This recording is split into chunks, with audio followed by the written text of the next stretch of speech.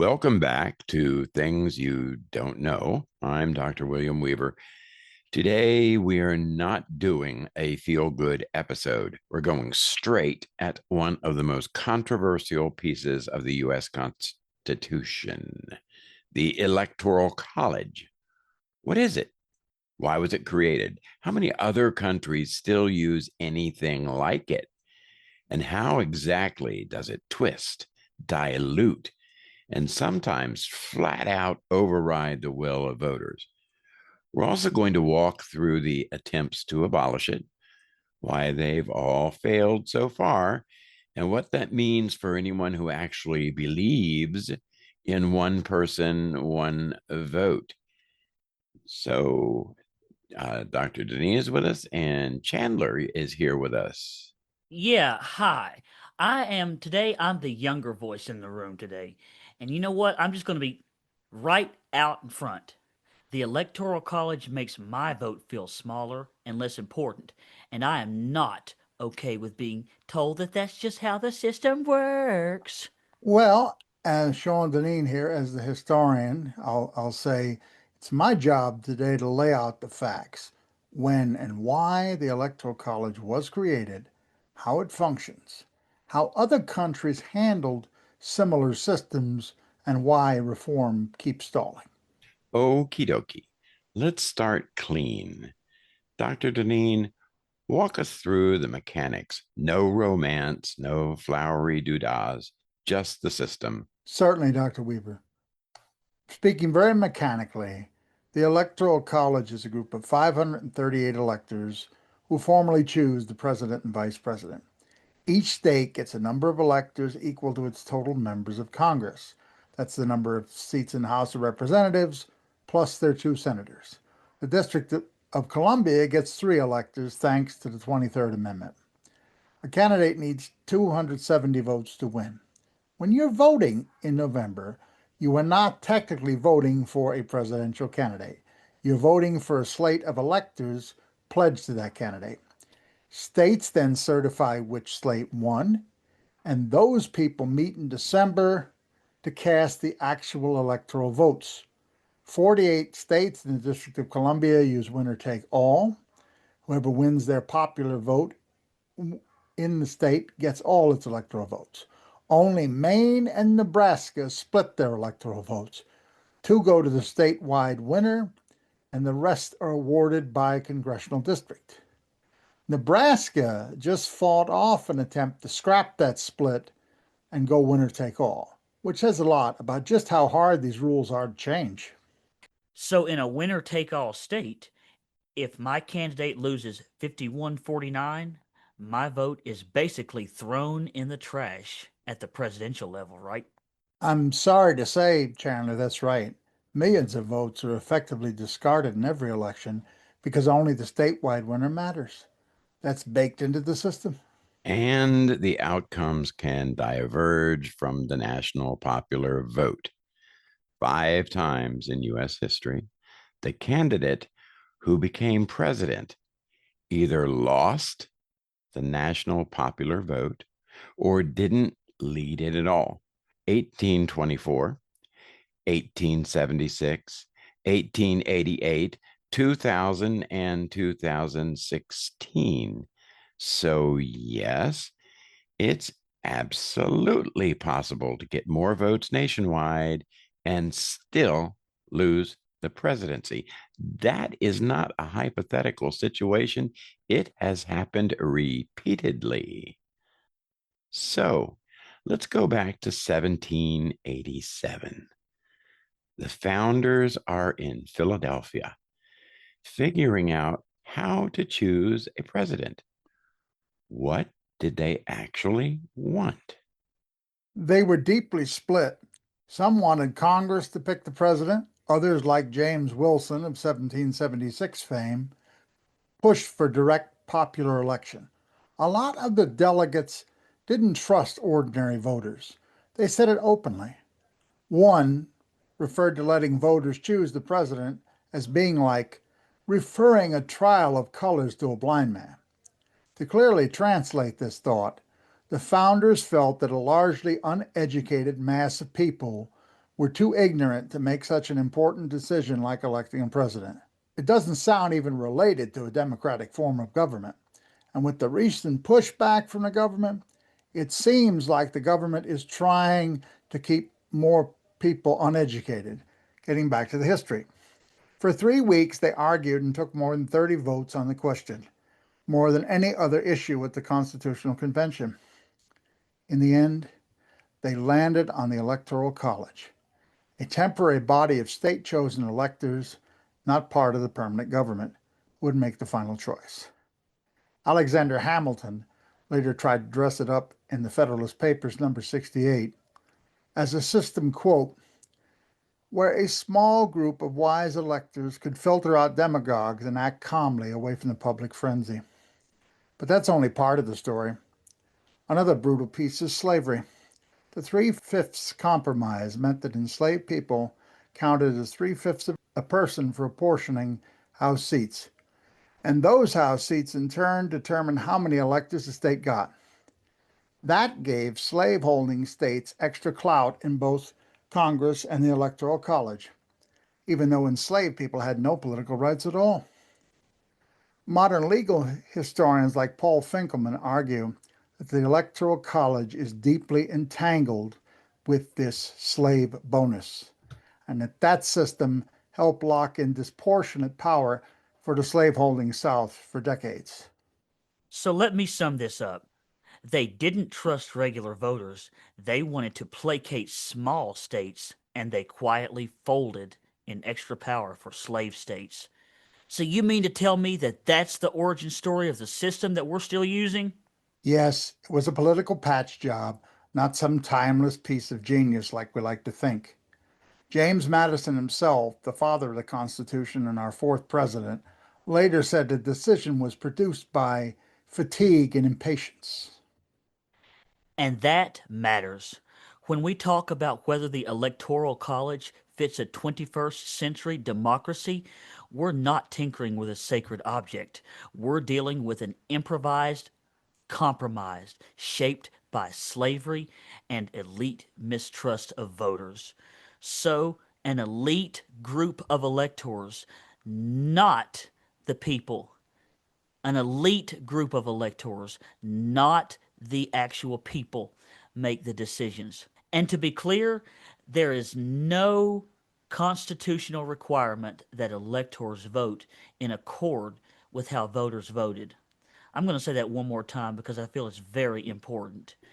There is no constitutional requirement whatsoever that electors vote in accord with how voters actually voted. This sounds frighteningly similar to how leaders in communist countries and Russia are selected. Okay, let's move to the present. Chandler, you said this system makes your vote feel less impactful. Why? Well, I think it is because I know that my state is basically locked in for one party. Presidential campaigns, they don't show up. My issues, they're not on their radar. And my vote, it doesn't even change the outcome. I still do vote, don't get me wrong, but it just feels like an act of loyalty rather than a power thing. You're not imagining that. Under the Electoral College, voters do not have equal weight. First, there's the small state bonus. Every state gets two electors just for having two senators, no matter how small its population is. That means a vote in a low population state effectively counts more towards the presidency than a vote in a large state. Analysis of electoral vote allocation show many small states are overrepresented by one or more electors, while huge states like Texas are underrepresented by as many as 9. Second, winner take all rules distort where campaigns spend their time. In 2016, 94% of all general election campaign events were just were in just 12 closely divided states, with about two-thirds of the events in just 6 of them. In 2020, three-quarters of major campaign events were again concentrated in a handful of battleground states, while 30 plus states received essentially no attention at all. If you live in a safe state for either party, you're basically a spectator. Candidates don't need you, so they don't listen to you. Third, the system can contradict the national vote tally. We've already mentioned the 5 elections where the electoral winner wasn't the popular vote leader, most recently 2000 and 2016. On top of that, even when the Electoral College and the popular vote match, the margins are widely different. In 2020, Joe Biden's national popular vote lead was more than 7 million votes, but his Electoral College win hinged on fewer than 50,000 votes spread across a few swing states. So, functionally, the presidency is decided by a few 100,000 people in a few states, while tens of millions elsewhere are reduced to background noise. That's about as far from one person, one vote as you can get while still pretending it's a democracy. And we've even seen the fallout from that firsthand, folks. The 2016 popular vote mismatch poured gasoline on existing mistrust. And after 2020, when Trump falsely claimed that the election was stolen, the attack on Congress happened on the very day that the Electoral College votes were being counted, because that's the choke point that the system creates. It's not just abstract math. The structure feeds crisis. And it's also not popular. Polls in 2024 show that 58 to 63% of Americans want to move to a system where the winner of the national popular vote becomes president. Support for abandoning the Electoral College has been consistently above 50% most of the last 2 decades. Yet the institution remains intact because of how hard it is to change and who benefits from keeping it. Okay. So, how weird is this? From a global perspective, how many other countries have anything resembling our electoral college? If we're being precise, among democratic presidential systems, countries where the head of government is an elected president rather than a ceremonial figure that's a replacement for a monarch, the US is now the only one that still uses an electoral college system like this. Historically, several countries copied the idea. Colombia adopted an electoral college in 1821. Chile did in 1828. Finland in 1925. See, our Mannerheim Deals with the Devil podcast to learn about that. And France in 1958. All of them eventually scrapped it and moved to some form of direct popular election, often with a runoff if no candidate gets a majority. Colombia switched in 1910, Chile in 1925, France in 1965, Finland in 1994, and Argentina in 1995. Today, many countries either elect their president directly by popular vote or have a parliamentary system where the legislature chooses the head of government. Even when the term electoral college appears, like for largely ceremonial presidents, such as in Germany or India, the system is fundamentally different. It's elected officials voting, not a separate winner take all slate built on state level popular votes. So if your question is, how many other democracies still pick a powerful president using a separate group of state based electors instead of the national popular vote? The answer is functionally just the United States. So other countries tried what we're doing, decided it didn't work, and moved on. We're the ones still clinging to it. That's right. Let's talk reform. People have hated this system for a long time. What have they actually done about it? Well, there's been a ton of activity on paper. Over the last 2 centuries, more than 700 constitutional amendments have been proposed in Congress to modify or abolish the Electoral College. That's more than on any other single subject of constitutional reform None has become law. The closest call came after the chaotic 1968 election. That race featured George Wallace carrying several southern states as a third party candidate and raised real fears of repeated deadlocks and backroom deals in the House. Public opinion responded sharply. A 1968 Gallup poll found about 80% of Americans supported amending the Constitution to replace the Electoral College with a direct national popular vote. In 1969, the House of Representatives passed the so-called Keller Amendment by a massive bipartisan vote of 338 to 70, and President Richard Nixon supported it. Reform looked inevitable. Then it hit the Senate. Southern senators and small state senators filibustered the amendment to death in 1970.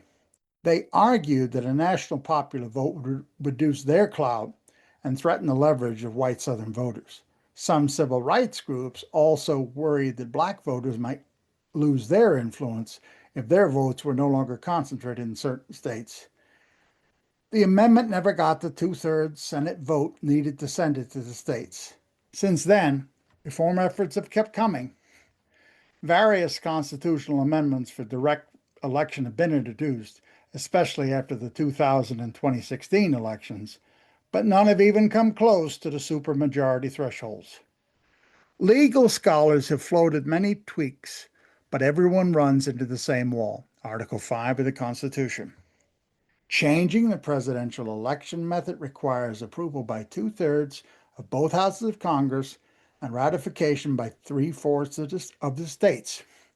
Small states and states that benefit from the current map have every incentive to block change. Because that route looks almost impossible in today's polarized environment, reformers turn to a workaround, the National Popular Vote Interstate Compact, NPVIC. Under the compact, states pass a law pledging to award all their electoral votes to whoever wins the national popular vote, not just the state vote. It only takes effect once states totaling at least 270 electoral votes have joined. As of mid-2024, 17 states plus Washington, D.C. have enacted this compact, representing about 209 votes, roughly three-quarters of the way to the 270 needed. Maine and Minnesota are among the more recent additions.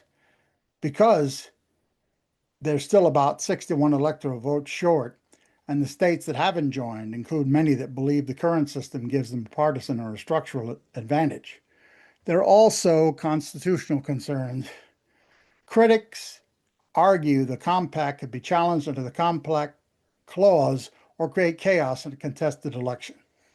So, to summarize the failure, the structural barrier, the amendment process is brutally hard, and the Electoral College itself shapes who gets power and which states are advantaged. The winners of that rigged game are the ones who must agree to change it. Another issue is small state and partisan self interest. Politicians from smaller or reliably partisan states see the current system as a shield. It lets them punch above their population weight. Also, there's racial and regional fears. In the late 1960s and again later, some Southern politicians explicitly opposed reform to preserve the influence of white Southern voters. Some minority advocates worried their communities might lose leverage under a purely national system. There's also the issue of polarization. Today, the Electoral College is heavily entangled with party advantage. Republicans have benefited from recent popular vote/electoral vote splits. Democrats have mostly won the popular vote since 1992. That warps incentives and makes compromise harder. That's why reform efforts have been buried again and again. even when a clear majority of the public says they want change. Okay, Chandler, knowing all this, what does it feel like from your end? Well, honestly, from my side of things, it feels like that I'm just being told that my vote is just worthless, and I'm just sit here and supposed to be polite about it. I hear people say we're a republic, not a democracy, as if that's just supposed to be some magic excuse. But even in a republic, the idea that some citizens' votes are structurally heavier than others, well, that's garbage. There's no moral defense for a system that lets someone win with fewer votes, and that turns most states into background scenery so that campaigns can obsess over a handful of real states. And I'm not alone either. I'm not. Polls say that a clear majority of Americans, close to two-thirds in some surveys, want the presidency decided by the national popular vote. So this isn't just some fringe youth opinion. It is mainstream, friends. You know, Chandler, from a historian's perspective, it's that tension that's the problem. You have a system designed in 1787 where voting was limited to white males that owned property, partly to protect slavery and partly to keep ordinary people at arm's length from power. The same system is operating in 2025 when the public expects equal votes and transparent outcomes. Every time the Electoral College produces a result that doesn't match the national popular vote or even looks close enough to raise suspicion, it deeps the sense that the system is rigged, even when the counting is honest. Let me also say that two times when the popular vote didn't match the electoral votes, there was almost a civil war in 1824 in the contest between John Quincy Adams and Andrew Jackson, and in the Rutherford Hayes Samuel Tilden contest. And that's dangerous. When people look at the core institution that picks the head of state and conclude this is structurally unfair, you are sawing through the supports under public trust. I want to be clear. Explaining how the Electoral College works is not the same as defending it. Historically, it was born out of compromise, slave power, and elite distrust of the public. Practically, it overweighs some states and discards millions of votes. Politically, it keeps surviving because the rules to change it are locked behind the very power structures it skews. So what are we supposed to do with that? How do we even cope with that? Yes, at minimum, understand it and stop pretending it's neutral. When someone says the Electoral College is just how America works, the honest reply is no, this is an 18th century patch that a lot of the world has already discarded and that most Americans say they don't want. Whether you support a constitutional amendment, the National Popular Vote Compact, or some other reform, you should at least know what you're defending or opposing. And remember also, other countries experimented with electoral colleges and then walked away from them when they saw the results. The US is the outlier, not the norm. If you're listening to this, friends, and you've always felt like that your presidential vote doesn't really matter because of where you live, you're not crazy. The system is built that way. That's it for today's episode of Things You Don't Know. No cheap jokes, no sugarcoating. The Electoral College is not some harmless quirk. It is a structural choice with roots in slavery and elitism and ongoing consequences for whose voice counts. If you care about democracy, you need to care about how votes are translated into power, not just who's on the ballot.